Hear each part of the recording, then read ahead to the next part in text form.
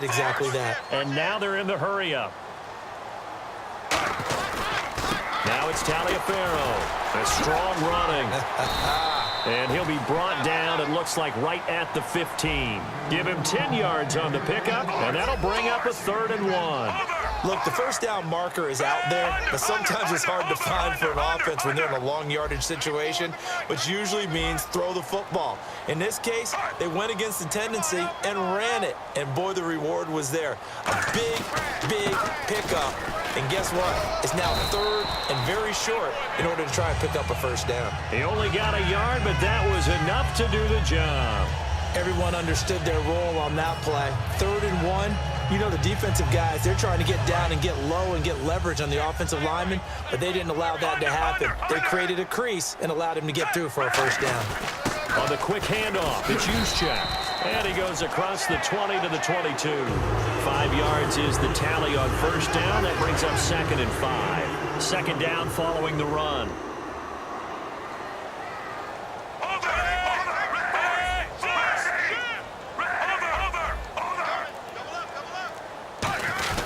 They'll give to the fullback on the dive. And he stopped immediately there. They'll say no gain on the play there, and now it'll be 3rd down. Back now in Baltimore. It's the Ravens in control of the football. They've also got the lead as we get set for the 4th.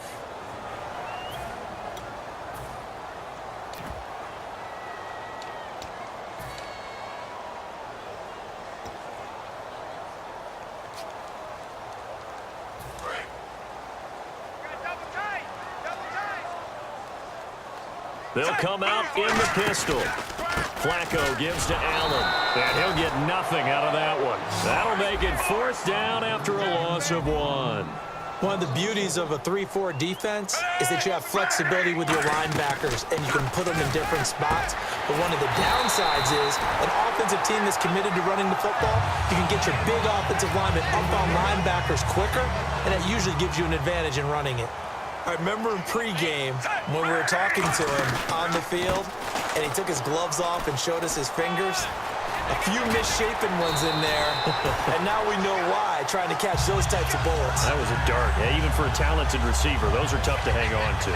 When a coaching staff sees their team run the ball this successfully in the 4th quarter, they're really excited because you can plan for a running game all you want and want to press that advantage when you get it. But for the most part, it's a little bit of a surprise. And right now, they've got to keep that going, want to continue to grind out the clock because it's definitely in their favor at this stage of the game. Can they close the game out and continue to do exactly what we just saw there, and that's run the football. Let's go! And able to break one tackle, but then quickly brought down. But a nice little gain. Give him 9 on the carry that time, and they're set up with a 2nd and 1. And they're going to hurry back to the line now. And some room to roam now. And he's going to get this inside the 30. Give him 10 yards on that one, and that'll earn him a fresh set of downs. How many times do we say in this game that speed kills, and it does it in so many different ways? In this case, you got a back who's quick and shifty, can make moves, make people miss, but also gets to and through a hole before it can close down. That's some of the benefits of that speed, not just outrunning people in the secondary, and that led to a really nice gain. Long drive. The defense just cannot seem to catch a break and get off the field. 17. Flacco will use the arm this time, and they're not able to hook up there. Incomplete. I had a coach tell me a long time ago that running a screen pass is similar to acting 101 for your offense because you got to show something different and create extra space for linemen to chase the quarterback in order to create extra room for the receiver to catch the football and maneuver upfield.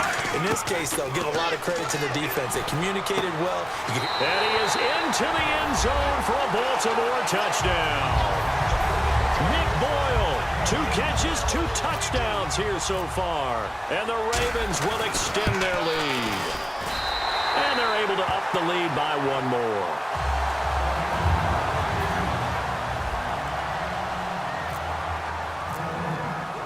Tucker now to kick it away following the touchdown. And a fair catch signaled for and taken successfully. And Pittsburgh getting set to take the field. And last time, they had it 4th and goal, rolled the dice, didn't get it. Now they've got to put that behind them, try to put together another drive. Hey, a simple tip of the cap, a nod of the head to the defense. Congratulations, you got us last time. But you didn't hold us the whole time. We got down to position. We were able to be in position to score. Let's go ahead and attack again. Continue to have that kind of confidence. Not worry about the one play that didn't allow him to get into the end zone. And the Raven pressure too much. Down he goes. Lawrence Guy in there to bring him down for a loss of 7. Looking to speed things up here, going with some tempo. Now Roethlisberger to throw on 2nd down. He sets to fire deep. And it's knocked away and incomplete. Antonio Brown, the intended receiver. And it's 3rd down. One of the toughest things about playing defensive back is pattern reading, trying to figure out what they're doing. And on that one, they had the fly, just sending a guy downfield with the in route accompanying it, what people call a dagger route, trying to hit the guy underneath after the clear out. In this case, though, they're not able to get it done. Yeah, they said forget the underneath route. They went for the guy on the fly, but as you said, incomplete. Now the Ravens bring out an extra defensive back here on 3rd down. Could be a blitzer. And he's got his man in stride, complete. A critical one here if they're going to have any shot at this thing. So they'll go for it on 4th down. Boy, they had a lot of real estate to make up there, but what a big-time play for them. Nice completion, excellent game. Now they're in 4th and manageable. Just a little short, though, with that marker. As a defender, I always found the slant route extremely difficult to cover unless you're able to jump on top of it early, because once he gets his hands on the ball, he's at full speed going away from you. And now the Ravens are going to take another timeout. That's going to leave them with just 1 remaining here in this 4th quarter.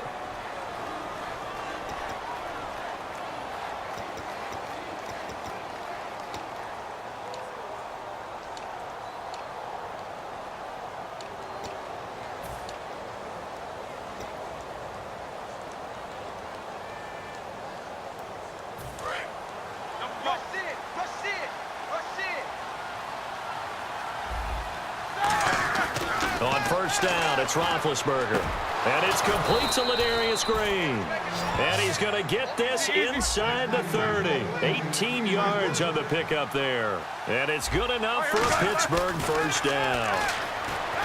Roethlisberger. And it's caught over the middle by the tight end Green. That one good for 17 yards. And now they've got it 1st and goal. And the offense moving quickly to the line. To throw again is Roethlisberger. Looking for Green, and it's intercepted. Picked off by Terrell Suggs. And not much on the return there. He'll take it only up to the 9-yard line. Very tough spot here for the offense to start.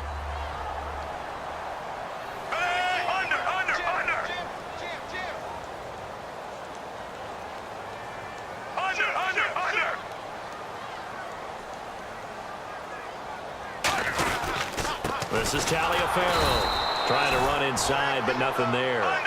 Call it no gain on the play, and it'll be 2nd down. And quickly, they get to the line. And as a defensive end, getting off the ball quickly, swarming to the football, and it's entered. And he brings this one back. It's a pick 6 for a Steeler touchdown.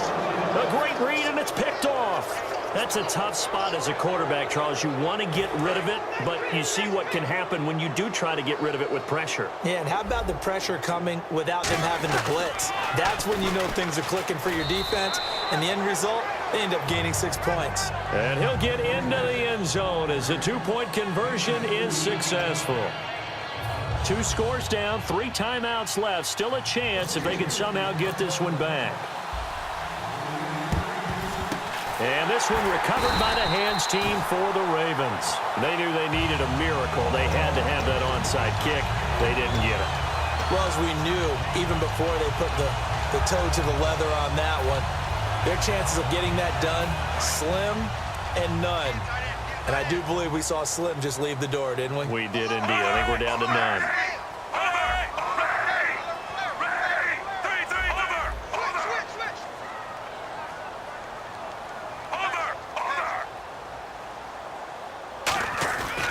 This is West. And he'll be brought down at about... Now the Steelers put a stop to the action with a timeout defensively. It's just their first. They've got 2 more to use here in the final stages.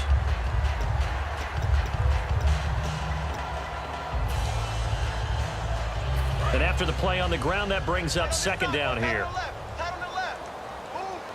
They come up in an offset eye. Hey. Got three. Three down.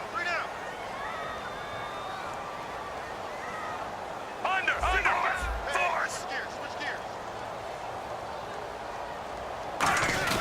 Now the fullback, use check. And the Steelers signal for another timeout. That'll leave them with just 1 remaining in this 4th quarter of play.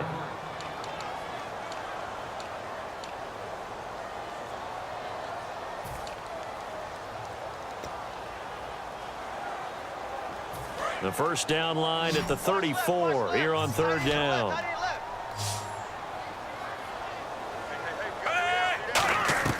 Pressure mounting, Flacco. And he will find his man on the end route, complete. And they'll get 14 yards out of it and a fresh set of downs. And fits the exact right word. Over the middle, there's almost always traffic, so anytime you're a receiver in that area, you're not just focused on catching the football. You're wondering where the collision's going to come from, right? Because there's almost always someone there able to concentrate, catch it, and even added a little extra deep. And play is stopped here. Timeout. It's the defense calling the timeout here. That'll be their 3rd and final stoppage here as we step aside. On the ground, it's Wentz again. And he went nowhere. He'll lose yardage back to the 29. He lost 4 there, and it's 3rd down. And now it looks like they're going to be in the hurry-up. Flacco. And that is caught. What a catch inside the 5. A really nice gain of 25 yards. That was a terrific catch. I mean, to go up there and get it one-handed like that, but I almost want to go into that riff about back in my day, the gloves weren't quite like this. When did gloves really become prevalent, just in general? I think in the 80s. I think as we started to move through the 80s, especially as we got towards the latter part of that.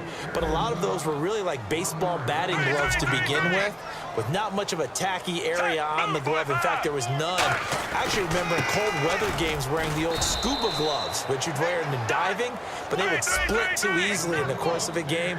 Then the glove manufacturers got smart and started adding to it, and here we are today.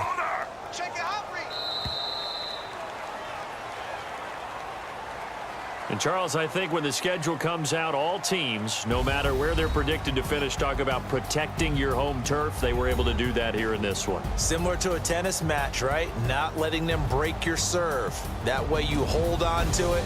They got it done, and they feel very good about that victory.